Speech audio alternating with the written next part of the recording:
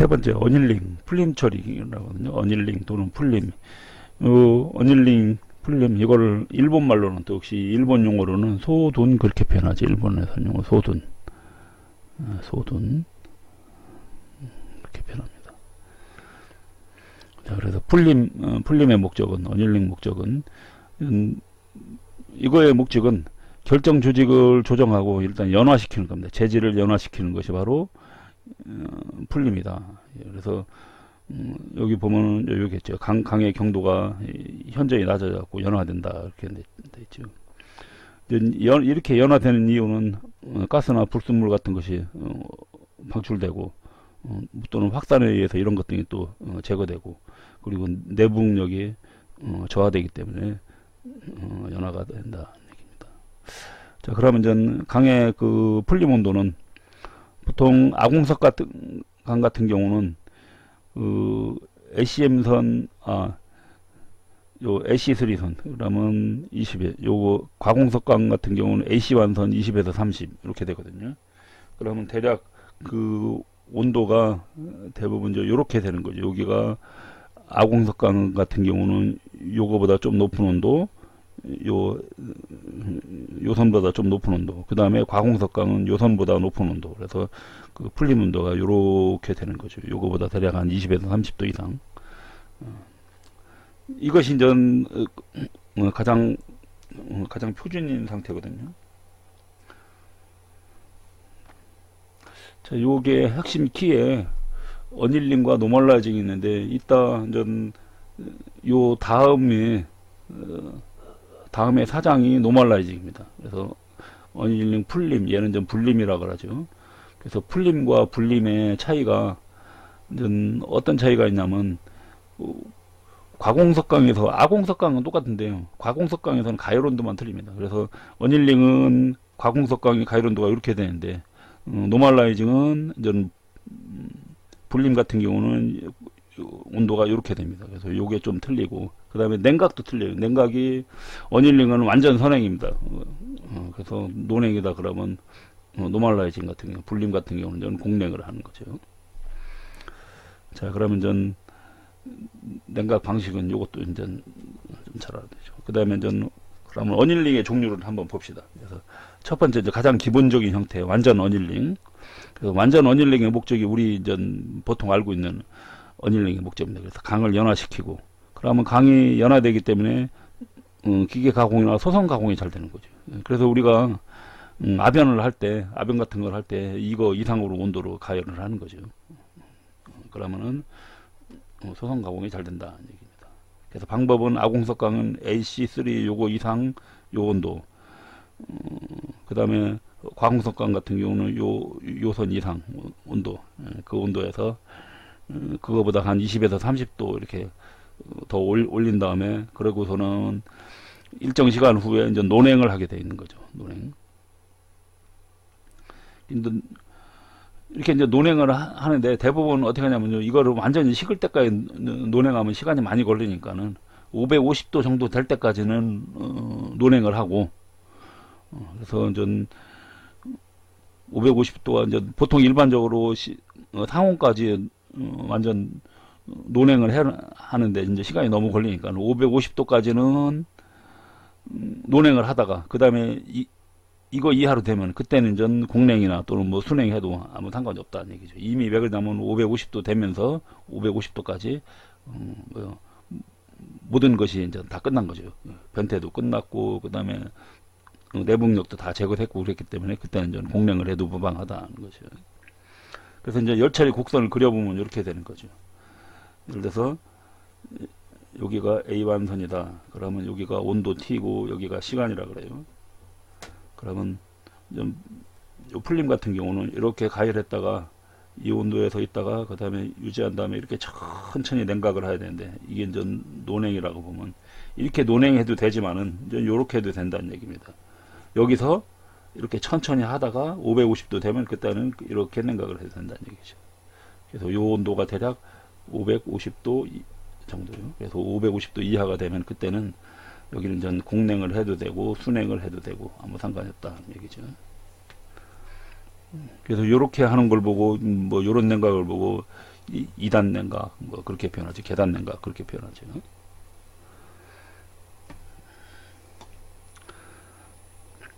그래서 여기에 이제 냉각 곡선을 보면은 이렇게 되어 있는 거죠. 이게 이제 선행을 하다 보니까 우리 여기에 이제 S 곡선이 이렇게 있다고 보면은 S 곡선이 있다 보면 이 S 곡선에 이 위에를 지나가는 거죠. 위에를 지나가기 때문에 위에를 지나가서 변태가 되기 때문에 펄라이트나 페라이트 이런 게 나오죠.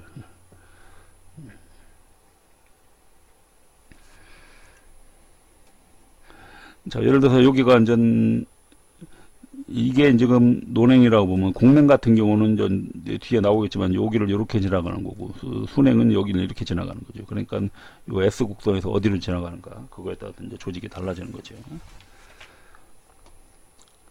자, 그 다음에 이제 두 번째 연화풀림이 있습니다. 연화풀림 같은 경우는 완전 풀림의 단점을 보완하고 그 다음에 소선 가공된 특히 이 뭐 냉각 가공을 하다 보면 냉각 가공을 하면서 가공 경화가 되거든요. 그렇게 이제 가공 경화된 제품을 제품 만드는 도중에 다시 이때 이제 살짝 가열해 갖고 재결 쪽에서 가열해 갖고서는 이런 뭐 회복 재결정 뭐 연화에 의해서 이렇게 이제 열화시키는 것이 바로 이제 연화 풀림이라 그럽니다. 그래서 이거 같은 경우는 전 바로 온도가 좀 더 낮죠. 그래서 보통 강의 연화 풀림이 600에서 650도씨에서 이제 저온에서 실시한다는 거죠. 그래서 A1 변태점 이해하기 때문에 언뜻 생각하면 뜨임이라고 뭐 뜨임하고 헷갈릴 수도 있거든요. 근데 뜨임 같은 경우는 뭐가 차이냐면요. 뜨임은 조직이 뜨임 같은 경우는 현재 기본 조직이 마텐자이트예요. 왜냐하면 담금질 했기 때문에 마텐자이트 나온 상태에서 이거를 다시 재가열을 하는 거기 때문에 조금 틀린 거죠. 근데 연화 풀림 같은 경우는 기본 조직이 이 마텐자이트가 아닌 거죠. 그냥 일반 예를 들어서 펄라이트, 페라이트 그런 상태의 조직이거든요. 그래서 그걸 갖고 가공 경화를 하다 보면 거기에 이제 뭐 내부응력이 잔뜩 쌓이는데 그거를 제거하기 위한 겁니다. 그래서 600에서 650도. 그리고 보통 일반 뜨임 온도보다도 좀 더 높죠. 그래서 이제 연화풀림 같은 경우 이 정도에서 한다. 그래서 이렇게 하기 때문에 조직의 변화는 그다지 없습니다. 그냥 어떻게 돼요? 그냥 내부응력만 제거되고 그 다음에 또 경도는 떨어지고 그러면서 소선 가공이나 절삭 가공이 또 훨씬 더 잘 되게 된다 그런 거죠. 이런 것이 이제 연화풀림이고 그 다음에 이제 구상화풀림이 있습니다. 구상화풀림 같은 경우는 요거는 대부분 요거는 요 망상 시멘타이트가 또는 청상 펄라이트가 나오는 그런 강종이거든요. 그러면 대부분 뭐냐면 고탄소 계열입니다. 고탄소광에서 그래서 뭐 보통 한 0.6% 이상 0.6% 이상 탄소가 0.6% 이상의 강에서부터 보통 한 1.2%까지 이런 강에서 이런 강에서 보면 침상조직이나 청상조직 또는 망상조직이 나오는데 이런 것 등을 개선하는 거죠. 그래서 아마 요 앞에서 우리가 요거는 앞에서 안 했거든요. 자, 예를 들어서 한번 요걸 어디 있냐면요. 요 밑에를 한번 봅시다. 그래서 이거를 이렇게 이제 망상 시멘타이트가 있는데 이 망상 시멘타이트가 있으면은 얘가 예를 들어서 요 밑에 그림을 한번 볼까요? 자, 예를 들어서 지금 이거 같은 경우는 과공석강이 이런 식으로 나옵니다. 망상 시멘타이트가 이런 식으로 있고 여기에 펄라이트가 이렇게 층층 있거든요. 펄라이트가 이렇게 있는데 이 망상 시멘타이트 그물처럼 생겼다고 해서 그물 모양이라고 해서 망상 시멘타이트라고 그래요. 예를 들어서 시멘타이트 같은 경우는 잘 깨지기 때문에 여기 한번 균열이 가면 어떻게 돼요? 이거 따라서 이렇게 쭉 균열이 가겠죠. 뭐 이런 식으로 이렇게 균열이 간다든지. 그래서 쉽게 잘 깨집니다. 그런데 이거를 열 처리를 해서 이런 식으로 이렇게 만들어 버리면 어떻게 돼요? 그럼 혹시 얘가 깨져도 여기서 깨지고 말죠. 더 이상 이어지질 않죠. 이제 그래서 이런 거 보고 이렇게 되어 있는 거 보고 전 구상 시멘타이트라 그러거든요. 그래서 이렇게 이제 대부분 다 그 고탄소광에서 요 망상 시멘타이트를 열 처리해서 구상 시멘타이트로 바꿔주는 거다. 그죠?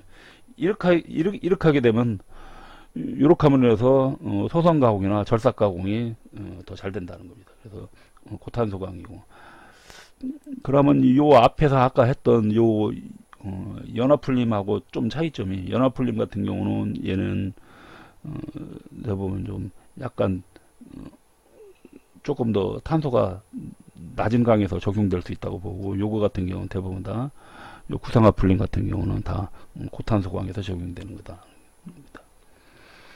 그래서 이제 방법은 여러 가지 방법이 있습니다. 방법이 요 A1 요 아래에서 650 내지 750에서 가열하고 난 다음에 한참 있다가 그 다음에 냉각하는 방법이 있고요. 그래서 이제 1의 방법, 요 방법이죠. 그 다음에는 요 변태점을 경계로 해서 가열하고 냉각을 반복하는 겁니다. 그래서 A1 변태점 이상으로 가열해서 없애고, 그 다음에 다시 직하로 내린 다음에 또 다시 가열하고, 그래서 이 두 번째 방법이 이거죠.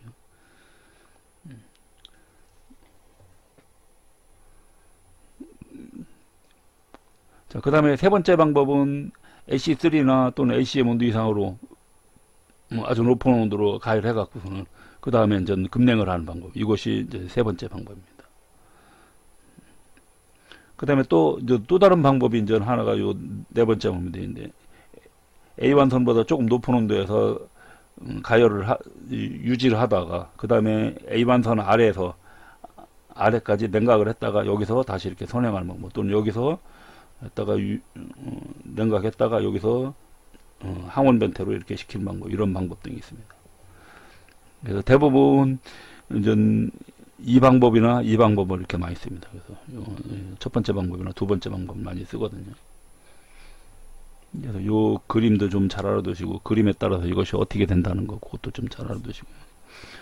자, 그러면 전 구상을 하면 시멘타이트가 전부 다 연결되어 있는 시멘타이트가 이렇게 다 깨진다고 하거든요. 이때 깨질 때 여기 있는 망상 시멘타이트만 깨지는 것이 아니라 펄라이트 중에도 있는, 그래서 지금 망상 시멘타이트가 구상 시멘타이트로 바뀌고, 그 다음에 펄라이트 중에는, 펄라이트 내에는 펄라이트는 기본적으로 페라이트하고 페라이트 플러스 시멘타이트로 되어 있죠. 페라이트하고 시멘타이트 되는데, 역시 이 시멘타이트도 이제 층층이 연결된 이렇게 되어 있는데요. 이것도 역시 구상됩니다. 그래서 이것도 역시 구상이 돼갖고 이런데 조그맣게 이렇게 착 나와요. 그래서 그 그림이 이런 그림이거든요. 그래서 이런 식으로. 그래서 이제 조금 큰 거는 망상 시멘타이트가 깨진 거고, 이 안에 조그만 거는 이런 펄라이트에 있는 청상 시멘타이트가 이제 구상화된 거죠. 그래서 이제 전체적으로 이렇게 시멘타이트가 이렇게 동글동글하게 착 나오는 겁니다. 이것이 요런 게 이제 구상 시멘타이트고, 그러면 기지 바탕 조직은 무엇이 될까요? 자, 여기 열 처리하기 전에는 바탕 조직이 펄라이트입니다. 펄라이트고, 그 다음에 망상 시멘타이트가 있었죠. 근데 열 처리하고 나니까 망상 시멘타이트가 구상화됐고, 그 다음에 펄라이트 중에 있는 시멘타이트도 역시 구상화돼서 이렇게 다 나갔죠. 그럼 남는 건 뭐만 남아요? 여기에 있는 페라이트만 남았죠. 페라이트. 그래서 기지 조직이 틀려지는 거죠. 그래서 요거는 시멘타이트라 그러면 요 기지 조직은 바탕에 하얀 부분의 조직은 얘는 페라이트가 되겠습니다. 페라이트. 자, 그러면 전 페라이트가 됐으니까요. 시멘타이트도 동글동글하게 돼 있으니까는 연달아서 이렇게 깨지질 않죠. 그 다음에 혹시 깨져도 바탕 조직이 페라이트이기 때문에, 페라이트는 상당히 연하거든요. 연하고 잘 안 깨집니다. 그러니까 얘가 보호하고 있는 거죠, 일종의. 그래서 전체적으로 가공성이나 기계 가공성이나 또 소선 가공성이 이렇게 향상된다는 겁니다.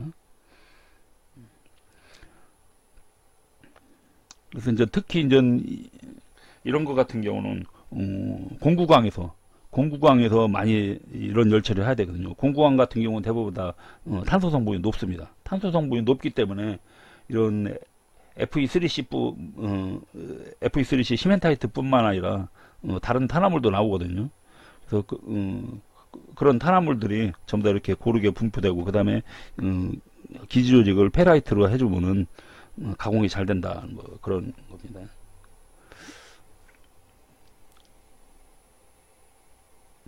요 밑에 이것이 이제 네 번째 방법, 요거 있네요. 요거 네 번째 방법이네.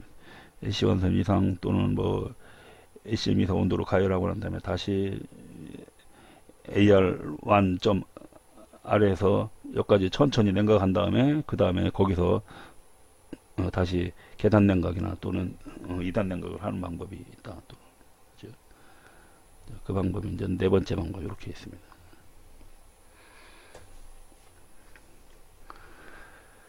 자, 그 다음에 이제 그 다음 열처리 방법에 이제 항온 풀림이 있습니다. 항온 풀림. 항온이기 때문에 중간에 냉각을 하다가 일정 온도에서 유지를 하고 있는 겁니다. 그래서 이거 같은 경우는 이제 뭐 고합금강이나 또는 대형 단조품 또는 고속도강 같이 완전 풀림해도 연화가 안 되는 것 같은 경우, 그래서 이런 거는 합금원소가 많이 들어가 있기 때문에 완전 풀림해도 연화가 잘 안 되거든요. 뭐 이런 건 너무 크기 때문에 내부는 또 잘 안 되고, 그래서 이럴 때 연화 처리하는 방법인데요. 그래서 이거 같은 경우는 가열한 다음에 A3 요까지 가열 유지한 다음에, 그 다음에 냉각할 때 A1 바로 아래까지 빨리 냉각을 합니다.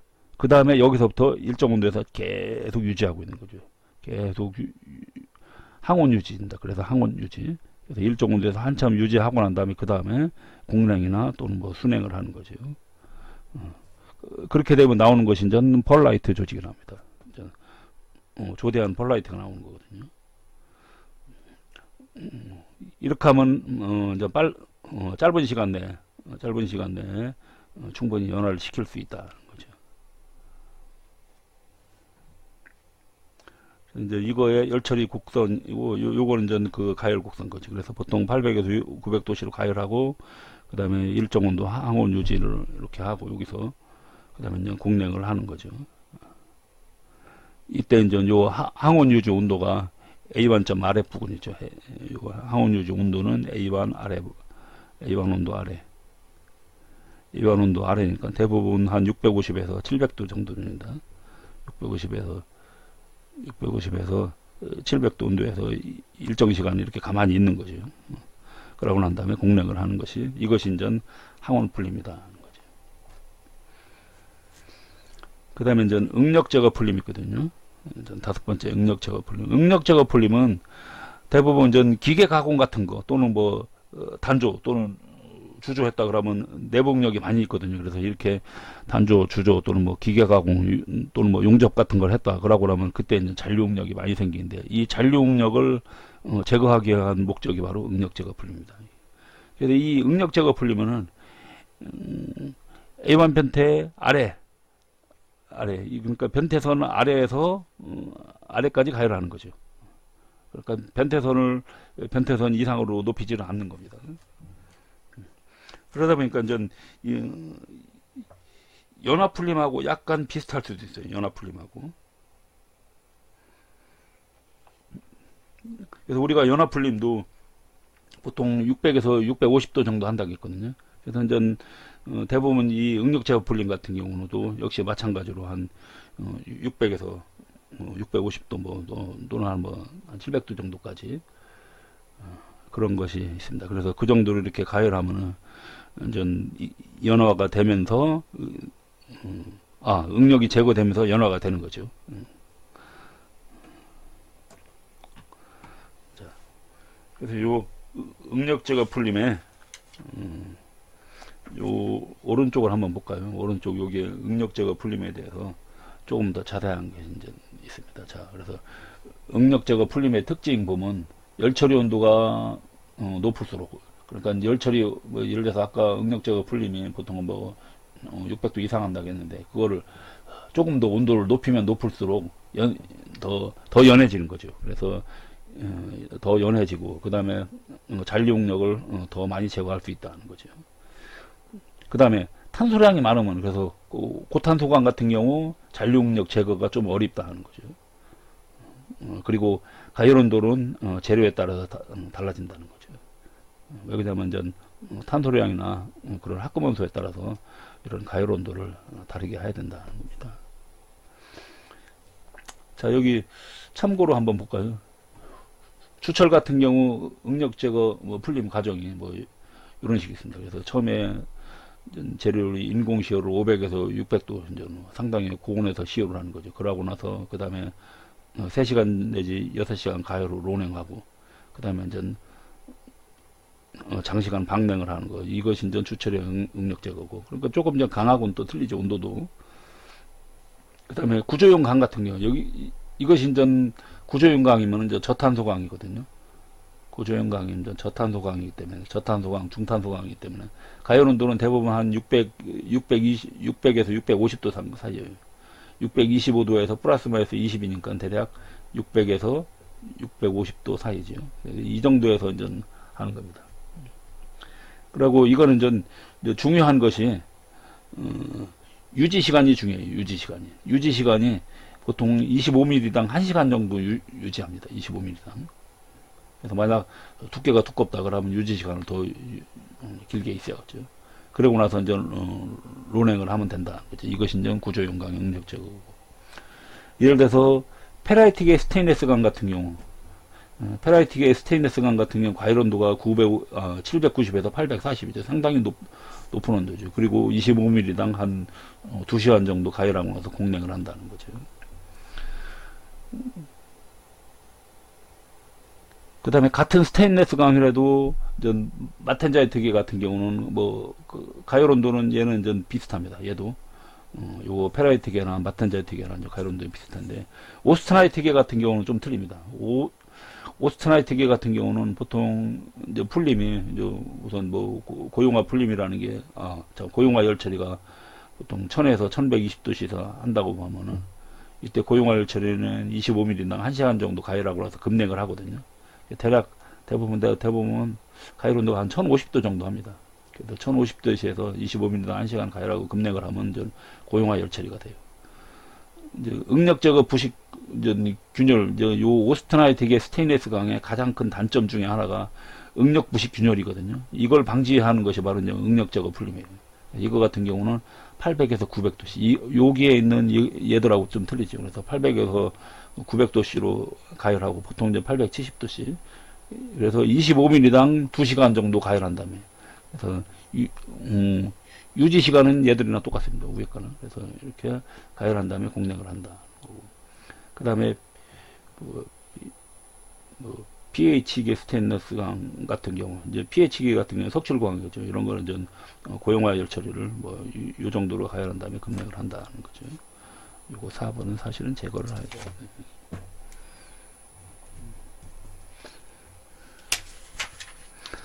자, 그 다음에 뒤로 다시 가보겠습니다.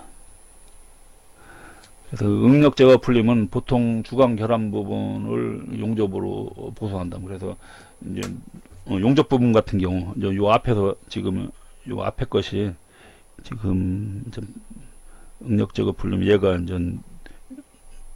용접했을 경우 역시 응력 제거 온도가 625도에서 플러스 마이너스 25니까 600에서 650 사이죠.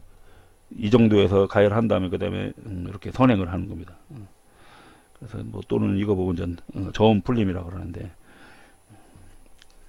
그래서 이렇게 하고, 그 다음에 보통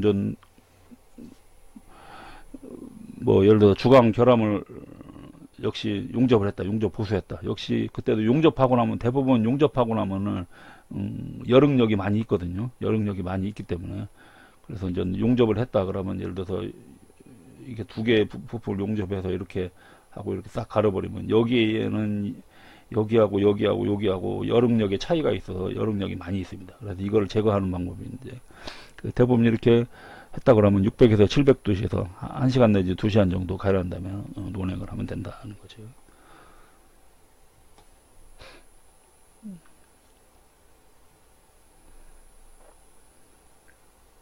그래서 요것이 탄소 주강품 같은 경우 완전 응력 제거 조건이거든요. 이렇게 이제 온도에 따라서 시간이 달라집니다. 예를 들어서 650도다 그러면 보통 한 8시간은 있어야 된다는 얘기죠. 예를 들어서 뭐 700도에서 한다 그러면 700도에서 하면 한 2시간 안쪽이면 끝난다는 얘기고, 그 다음에 600도에서 한다 그러면 600도면 이렇게 되니까는 대략 한 3.5 곱하기 10의 3승 정도 시간이네요. 그래서 온도가 낮을수록 시간이 길어진다는 겁니다. 그 다음에 이제 재결정 풀림이 있거든요. 재결정 어닐링이라고 하는데, 재결정은 대부분 냉간 가공한 가공을 냉간 가공했다 그러면 거기에 역시 냉간 가공하면서 내부 응력을 많이 받았거든요. 그때 내부 응력은 열 응력이 아니고 그냥 일반 기계 응력이죠. 그런 걸 받았을 때 그거를 해소하는 방법이 600도 정도로 가열하면 응력이 감소된다. 그러면서 이제 재결정이 일어나는 거거든요. 그래서 이런 거 보고 재결정 풀림이라고 한다. 그래서 재결정 풀림은 냉간 가공하고 한 강을 하는 거다는 거죠. 그 다음에 저는 확산 풀림이 있는데요. 요거 하기 전에 요쪽에 재결정이라는 걸 한번 볼게요. 재결정이라는 얘기는 결정이 다시 바뀌는 거기 때문에 변형은 일어나지 않습니다. 모양은 바뀌지 않고 내부의 조직의 역시 크기 같은 것도 변하지 않고 조직만 모양이 바뀌는 겁니다. 조직의 모양이. 그래서 조직의 입자 크기는 크게 변하지는 않는 겁니다. 이제 요것이 요 단계가 지나가고 나면 그 다음에는 입자 성장 단계거든요. 근데 이제 입자 성장 단계까지는 아니고 재결정만 하는 거기 때문에 조직이 새로 다른 조직으로 바뀌는 거죠. 그래서 이때 이제 그 입자 크기에 변화를 주는 온도 같은 경우는 이때 이제 변형이 크면 온도는 낮아지고 변형이 적으면 이제 온도가 좀 고온을 필요로 하는 거죠. 즉 이 재결정 온도가 가공도나 또는 가공도가 크면은 이제 재결정이 더 빨리 일어난다는 얘기죠. 그러니까 낮은 온도에서도 재결정이 일어난다는 얘기입니다. 그리고 변형이 작으면은 높은 온도에서 재결정이 일어난다는 얘기예요. 그래서 냉간 가공하고 나면 쉽게 재결정이 일어나는 겁니다. 조금만 가열해도. 그리고 이제 이런 재결정된 결정립의 크기는 가공도의 양, 그러니까 얼만큼 가공했냐 또는 요 재결정 온도하고 이제 관련이 있는 거다는 거죠. 그 다음에 이제 확산 풀림입니다. 요 확산 풀림 같은 경우는 이거는 대부분 어떤 강의 주조 제품 같은 경우 주조를 하다 보면 각종 편석 같은 게 많이 있거든요. 편석이나 아니면 불순물 같은 게 이제 많이 있는데 그런 편석, 불순물 이런 것들이 있는데 이와 같은 편석 이런 것 등을 제거를 하는 것이 이제 확산 풀림이고, 또 저기도 있습니다. 요 확산 풀림한데 주조 제품의 편석 제거뿐이 아니라 또 이제 저기가 쾌삭강의 확산 풀림도 해요.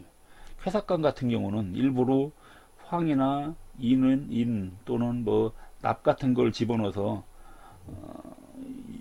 원래 강은 이런 것이 들어가면 안 좋은 거죠. 근데 이런 걸 일부러 집어넣으면은 절삭이 잘 됩니다. 이제 기계 가공이 잘 되는 거죠. 그래서 이런 거를 집어넣어서 가공을 한다면, 근데 이제 이것 때문에 문제가 생기니까는 이걸 다 제거를 하는 방법이 이제 확산 풀림입니다. 그래서 확산 풀림하면 이런 것들이 다 이제 제거된다는 얘기죠. 그래서 확산을 해서 천천히 그래서 이제 온도를 보면 상당히 높은 온도예요. 그래서 가열 온도가 1200에서 1300 상당히 높지요. 그래서 보통 주계 편석 제거할 때는 이 정도. 그 다음에 고탄소강에서는 1100에서 1200. 단조나 아변제 같은 거 이런 거는 이제 900에서 1200. 그래서 이 풀림 중에서 가장 높은 온도예요. 그러니까 대부분 다 900도 이상 그 정도로 높은 온도이기 때문에 이 높은 온도에서 얘네들이 바깥으로 확산에 의해서 바깥으로 빠져나가는 거죠. 이제 그런 것이 이제 쾌삭강 같은 경우 일부러 기계가 가공하고 나서 이제 이런 거에 해를 없애기 위해서 확산 풀림을 하는 거다라는 겁니다.